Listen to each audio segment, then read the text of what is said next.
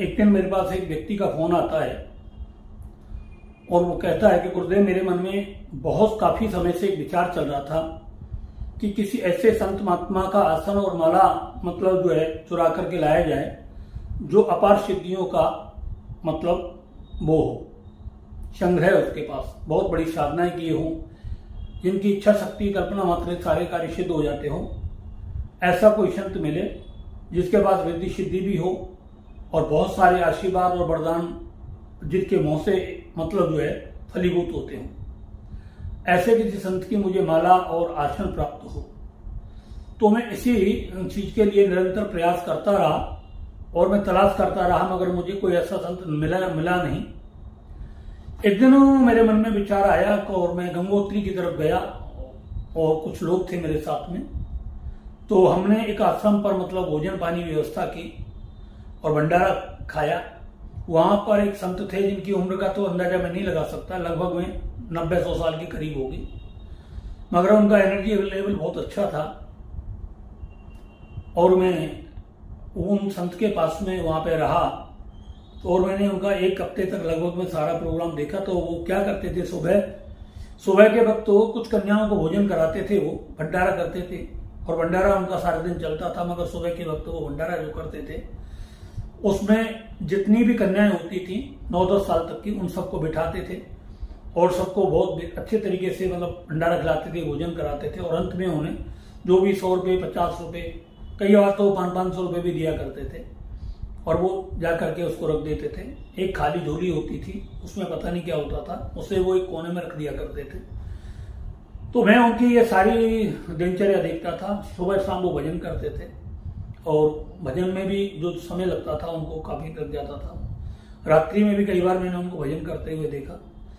तो मेरी नियत वहां से बिगड़नी शुरू हो गई कि इनसे बड़ा संत और कहाँ मिलेगा, कि यहाँ ना तो कोई देने वाला है पैसे का, ना कोई वो है, इनके पास पैसा आता कहाँ से। भंडारा करते हैं, सारा दिन भंडारा चलता है, यहाँ कोई मतलब ऐसा साधन भी नहीं दिखाई देता हमें, कोई भंडारा भरा हुआ दिखाई दे, मगर ये व्यवस्था कहाँ से होती है, ये समझ में मेरी में नहीं आ रहा था।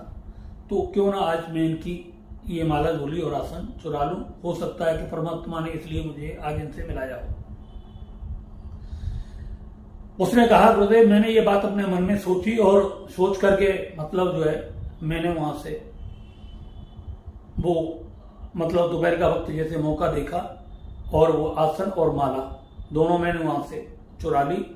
और कुछ धूना जो था उनका, उसमें से वो राख दिया करते थे, उसमें से भी मैंने कुछ राख 1-1.5-2 किलो करीब एक पन्नी के अंदर डाली और थैले में डाल करके, सूटकेस में डाल करके सब मैं वहां से चला आया। मेरा कपड़े का काम था, एक परचूनिया का होलसेल की दुकान थी और बहुत अच्छे स्तर पर वो चल रही थी। मैं भी पूजा पाठ तंत्र मंत्र में बहुत रुचि रखता था। मेरे पास भी सैकड़ों लोग आते थे, जो बोलता था वो मेरे मुंह से सत्य होता था। लोगों को मेरे प्रति विश्वास बढ़ना शुरू हो गया और धीरे धीरे लोग मुझसे जुड़ गए। हजारों लोग मेरे पास आना जाना शुरू हो गए और इसी लालच में मैंने उस आसन को चुराया। क्यों? कि और भी मेरे प्रति ये ऊर्जा ज्यादा बढ़ जाए और भी मैं लोगों को ज्यादा से ज्यादा अपना चमत्कार दिखा सकूं। ये चमत्कार का चक्कर ही मुझे लेकर के बैठ गया। मैं उस आसन को अपने घर पर ले आया। आसन को लाते वक्त ही मुझे वहां से, जैसे मैंने आसन और बाला झोली को उठाया था, उसी वक्त मुझे घबराहट होने लगी। पर मैंने सोचा सब ये ऐसे ही है, ऐसे ही डर लग रहा है, बाकी कुछ नहीं है सर। मगर ऐसा लग रहा था कि जैसे संत मुझे आवाज दे रहे हो पीछे से कि तू गलत कर रहा है, मैंने यहीं रख दिया, वापस रख दे। मैंने सब अपने विचारों को नजरअंदाज किया और नजरअंदाज करते हुए मैं वहां से उन्हें लेकर के अपने घर आ गया। मैंने रात्रि का समय हो गया, दूसरे दिन नहा धो स्नान वगैरह किया, विधि प्रकार से पूजा वूजा की, मगर मेरा पूजा में कोई मन नहीं लगा किसी भी तरीके से। जब मैं जिस गद्दी पर बैठ करके लोगों से बातचीत किया करता था, वहां पर उनको झाड़ फूक करता था और उनके बारे में जो बताता था, तो मैंने उस आसन को बिछाया सुबह सुबह और उस पर थोड़ी सी पूजा पाठ करने का प्रयास किया। तो जैसे ही मैंने उस आसन के ऊपर बैठा और बैठने के बाद मैं क्या देखता हूं, जैसे कि मेरे शरीर से किसी ने कुछ खींच लिया हो, पूरा एकदम जैसे सब कुछ मेरी शक्तियां जमीन के अंदर चली गई हो या उस आसन ने खींच लिए हो। मैं एकदम हरासमेंट ठगा हुआ सा रह गया। जो व्यक्ति पहले मेरे सामने बैठता था, मैं उसके दिल की बात तुरंत समझता था और उसके सारे जीवन के सारे रहस्य खोल देता था। आज स्थिति ये बन गई कि मैं अपने रहस्य ही नहीं समझ पा रहा कि मेरे साथ हुआ क्या है। दिमाग काम नहीं कर रहा था। सैकड़ों लोग आते थे, पता था कुछ था, होता कुछ था, निकलता कुछ था। दिमाग दिन प्रतिदिन काम करना बंद कर दिया। पूजा पाठ से मन हट गया। डर एक अंदर बहुत ज्यादा गहरा बैठता चला गया। एक ऐसा अनचाहा मेरे मन के अंदर बहम और डर जागना शुरू हो गया कि तेरी जिंदगी पूरी तरीके से बर्बाद हो गई, तुझे ऋषि का श्राप लग गया है, अब तेरा कोई कुछ नहीं सुधार सकता। और मैं दिन प्रतिदिन बहुत परेशान रहने लगा। मेरा जितना भी काम धंधा था सब चौपट होना शुरू हो गया। कोई भी दुकान पर ग्राहक नहीं आता। जहां लाखों का गल्ला उठता था होलसेल और कपड़े की दुकान पर, वहां पर 10-10 रुपए के लिए हम तरसने लगे। घर में लड़ाई झगड़ा क्लेश बढ़ना शुरू हो गया। पड़ोसियों से वाद विवाद बढ़ना शुरू हो गया। अनावश्यक झूठ सच के मुकदमे लगने शुरू हो गए। मन बड़ा अशांत और दुखी रहने लगा। समझ में नहीं आ रहा था मैं करूं तो क्या करूं। आसन और माला को वहां देने जाऊं तो जाऊं कैसे। वो मुझे कहीं श्राप तो नहीं दे देंगे, ये डर मेरे मन में बहुत बुरे तरीके से बैठना शुरू हो गया। गुरुदेव, मैं ये सारी बातें आपको इसलिए बता रहा हूं कि मतलब मैंने आपकी वीडियो देखी और वीडियो मुझे आपकी अच्छी लगी, इसलिए मैं आपसे ये अपने मन की सारी बातें शेयर कर रहा हूं। उसने अपना नाम राम मुझे कुछ नहीं बताया, मगर सारा का सारा मतलब उसने मुझे अपना पूरा रहस्य बताया। अब वो मेरी समझ में नहीं आ रहा है कि मैं वो माला और वो आसन और वो विभूति मेरे पास मौजूद थी। विभूति का भी मैंने देखा, जिसको मैंने विभूति दी उसी के कार्य उल्टे हो जाते और वही मुझे गाली देने लगता। चारों तरफ अपयश ही अपयश फैल गया था। पहले जो मेरा यश था वो सारा मिट्टी में मिल चुका था। सब जगह बुराइयां और मेरा अपयश फैलना शुरू हो गया। मैं घबराहट होने लगी, मन बेचैन रहने लगा। मेरे पूरे परिवार में वैमनस्य पैदा होना शुरू हो गया और मैं समझ नहीं पा रहा था कि मैं करूं तो करूं क्या हो। मैंने ये सारी बातें अपने घर में बताई। हमारी घरवाले ने कहा तुमने बहुत गलत किया है और बहुत बुरा किया है तुमने। अगर आप अपना भला चाहते हो तो जाकर के उन संत महात्मा का जो आसन और माला आपने लिया है उनको जाकर के ये सब देख करके आओ और उनसे क्षमा मांगो, माफी मांगो, सब कुछ लगता है ठीक हो जाए। अपने पत्नी और परिवार के कहने पर मैं वहां पर गया और अकेला गया। डर की वजह से किसी को साथ नहीं ले गया, कहीं बाबा मेरे परिवार को ही श्राप ना दे दे। मैं वहां पहुंचा। जाकर के मैंने अपनी धूर्तता के बारे में सब कुछ उनके सामने प्रकट किया। मैंने माफी मांगी, क्षमा मांगी उन संत से। संत ने मुझे देखते ही पहले ही बोल दिया था, आ गया तू, फिर दोबारा आ गया। ये बोला उन्होंने मेरे से कि जैसे मैं उनके सम्मुख गया कि फिर तू मेरे पास आ गया। मैं डर गया बुरे तरीके से। मेरे पास कोई साधन नहीं होना था, मैं बोल भी नहीं पाया था। आंखों में आंसू थे। एक मूक बधिर की तरह मैं वहां पर हाथ जोड़ करके खड़ा रहा और धीरे धीरे मेरा शरीर कपने लग रहा था। मैं सोच नहीं पा रहा था कि मतलब मैं क्या कहूं क्या नहीं कहूं। मेरे पास कोई शब्द भी वहां पर ऐसे उपलब्ध नहीं थे, मगर फिर भी मैं डर गया बहुत बुरे तरीके से। मैंने वो माला और आसन उन संत के चरणों में रखे और मैंने साष्टांग प्रणाम लेट करके किया। और साष्टांग प्रणाम करने के बाद उन्होंने कहा, ठीक है, जो गलती की उसका तुझे दंड मिल गया है और अभी इसको तुझे और भोगना पड़ेगा। क्यों? कि तू कभी किसी संत के साथ दोबारा से ऐसी कोई दूरता ना कर सके। आगे से कभी किसी संत के साथ ऐसा मत करना। और तेरी जो सिद्धियां थी, साधना थी, वो पूरे तरीके से समाप्त हो चुकी हैं। अब तुझे लगभग में 5-6 साल बाद दोबारा से पूजा पाठ अपनी शुरू करनी होगी। फिर तुझे तेरी यहां से दोबारा से सिद्धियां प्राप्त होंगी। इनको तो भूल जा। तब तक तू गरीबों की सेवा कर, संतों की सेवा कर, संतों के आश्रमों में जाकर के सेवा कर और घर का परित्याग कर दे अगर तू अपना कल्याण चाहता है। गुरुदेव, ये सब मैंने कर दिया और करने के बाद में अपने घर आ गया मैं, मगर फिर भी घर में शांति नहीं, अशांति का वातावरण बना रहता है। 5 साल 50 साल के बराबर लगती हैं। जिंदगी बहुत छोटी लगती है। उम्मीदें पूरी तरीके से टूट चुकी हैं। मन बड़ा परेशान रहता है। तो मैं करूं तो करूं क्या? मेरा मार्गदर्शन करें। ये सब सारी बातें उसने मुझे बताई। तो मैंने भी उसको एक ही बात कहा कि जो तुमने कर्म किया है उसकी सजा तुम्हें 5 साल मिली है, बहुत कम मिली है। अगर वो चाहते तो आपको पूरी जिंदगी के लिए भी पूरी तरीके से श्रापित कर सकते थे। आपको 5 साल दिए हैं। आपके ऊपर फिर भी उन्होंने बहुत बड़ी करुणा की है, कृपा की है। उनका आशीर्वाद तुम्हें 5 साल बाद फिर मिल जाएगा। और जो उन्होंने बोला है, आप संतों की सेवा करिए। जितनी आप संतों की सेवा करोगे वो 5 साल धीरे धीरे आपको बहुत कम होने शुरू हो जाएंगे। गौओं की सेवा करो, संतों की सेवा करो, महात्माओं की सेवा करो, गरीबों की सेवा करो। ज़्यादा से ज़्यादा वो दान करते हैं, भंडारा करते हैं, वहाँ पर भंडारा करो, दान करो और उन संतों के पास जाकर के मतलब हर समय कभी ना कभी जैसे मौका मिले उनकी शरणागति ग्रहण करो और आपको धीरे धीरे ये सब चीज़ प्राप्त होनी शुरू हो जाएगी। आप जितना ज़्यादा संतों के सानिध्य में जाओगे, संतों के आशीर्वाद आपको मिलेंगे दिल से, और तो आपका जीवन बदल जाएगा।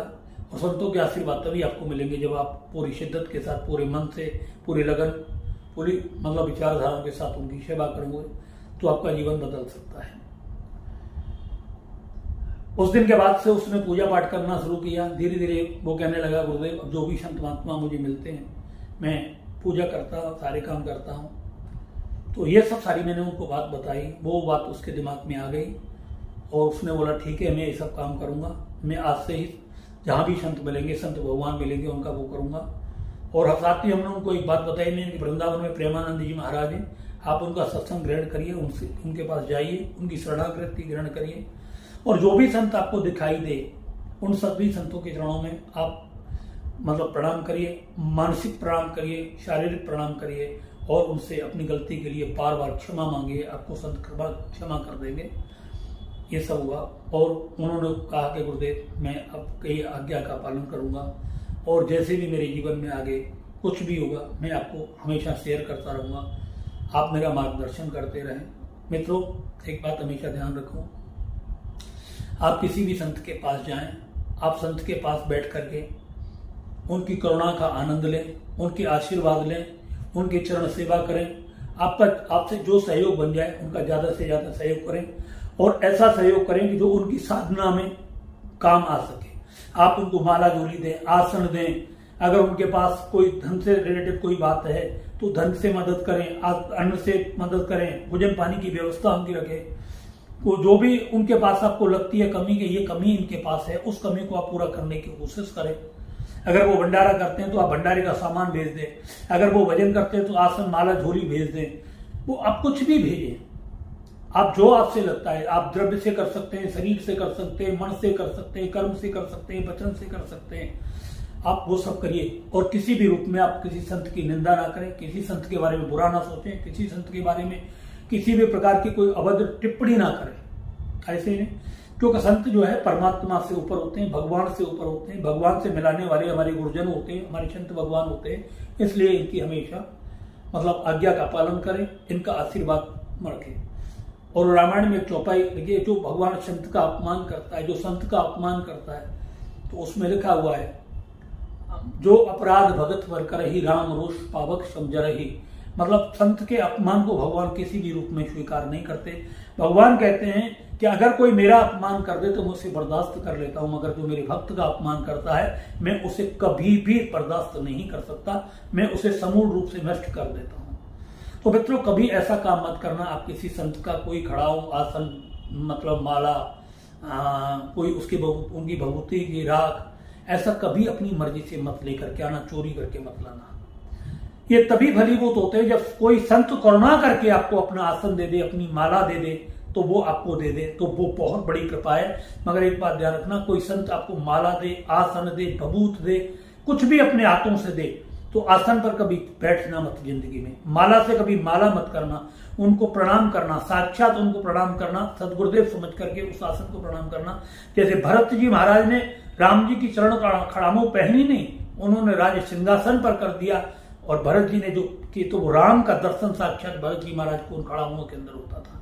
ठीक इसी तरीके से आप जो आपको आसन मिला है, माला झोली मिली है, आप साष्टांग उनको प्रणाम करिए, उनकी एनर्जी आपको प्राप्त होगी, उस माला की एनर्जी आपको प्राप्त होगी। इसके बाद उनको धूप दीप रोजाना पूजा करें। पूजा करने के बाद उन्हें अपनी किसी तिजोरी में बिल्कुल शांत और सुरक्षित स्थान पर रख दें।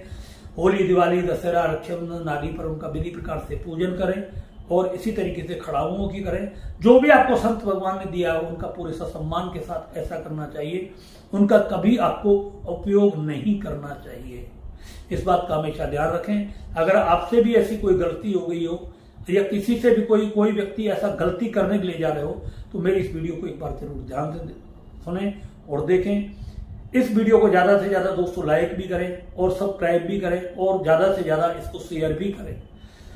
मित्रों, बहुत सारे लोगों के लिए मैं आज एक बात बता देता हूँ। बहुत सारे लोग कहते हैं कि गुरुजी हमारे ऊपर किसी ने कोई जादू टोना कर दिया है, तंत्र मंत्र कर दिया है, हमारी बुद्धि ठीक तरीके से काम नहीं करती है, हमारा काम में मन नहीं लगता है, मन उच्चाटित रहता है मेरे चारों तरफ, विचार आते रहते हैं, बदलते रहते हैं, विचार ही चलते रहते हैं, काम कुछ होता नहीं, दिन रात नींद नहीं आती, मानसिक तनाव बना रहता है, घर में टेंशन रहती है, लड़ाई झगड़ा रहता है, किसी भी प्रकार की कोई भी समस्या होती है वो छोटी से लेकर के बहुत बड़ी बन जाती है, मगर बड़ी होते होते वो कभी छोटी नहीं होती। अगर घर का कलेश बढ़ता चला रहा है तो बढ़ता ही चला जाएगा, वो कोई कम नहीं होता। व्यापार में बहुत सारी रुकावटें आ जाती हैं, काम धंधा ठीक से नहीं चलता है, बहुत सारी गलत कामों की तरफ ध्यान जाता है, अच्छे कामों में मन नहीं लगता, पूजा पाठ से मन उछट जाता है। तो अगर ऐसा किसी व्यक्ति के साथ में चल रहा हो, एक ही विचार बार बार मन में आता हो, किसी के प्रति नफरत हो, नफरत बढ़ती चली जाए, नफरत घटने का नाम नहीं ले रही हो, जबकि उससे हमारा कोई लेना देना नहीं है, फिर भी वो नफरत बढ़ रही हो, तो उसके लिए हमारे पास हमारे द्वारा जो साधना के द्वारा तैयार किया गया है वो एक वैदिक कल्प है। उस वैदिक कल्प की 5 से 6 बूंद आप प्रतिदिन अपने जुबान पर डालेंगे तो आपका किसी भी प्रकार का मानसिक तनाव हो, डिप्रेशन हो, तंत्र मंत्र हो, जादू टोना हो, किसी भी प्रकार का कोई ऊपरी चक्कर हो, भूत प्रेत हो, जैसे आप उसे अपने वैदिक कल्प को अपनी जुबान पर डालना शुरू करेंगे वो पूरे तरीके से 2-3 घंटे के अंदर रिमूव होना शुरू हो जाएगा। आपके जीवन में मानसिक शांति आनी शुरू हो जाएगी, आपके बिगड़े हुए कार्य बनने लगेंगे, जहां व्यापार की दिशा कमजोर हो रही थी व्यापार तेजी के साथ चलने लगेगा, मन की एकाग्रता बढ़ने लगेगी, हृदय में प्यार उमड़ने लगेगा, परिवार के प्रति प्यार बढ़ने लगेगा, मानसिक तनाव दूर होने लगेगा, डिप्रेशन दूर होने लगेगा, ओसीडी डिसऑर्डर पूरे तरीके से समाप्त होने लगेगा। मित्रों, ये वीडियो आपको अगर ज्यादा पसंद आती है तो आप इसको ज्यादा से ज्यादा लोगों में शेयर करें और इसको लाइक करें, इसको सब्सक्राइब करें। इसी के साथ मैं अपनी वाणी को विराम देता हूँ। धन्यवाद। जय श्री कृष्णा। राधे राधे।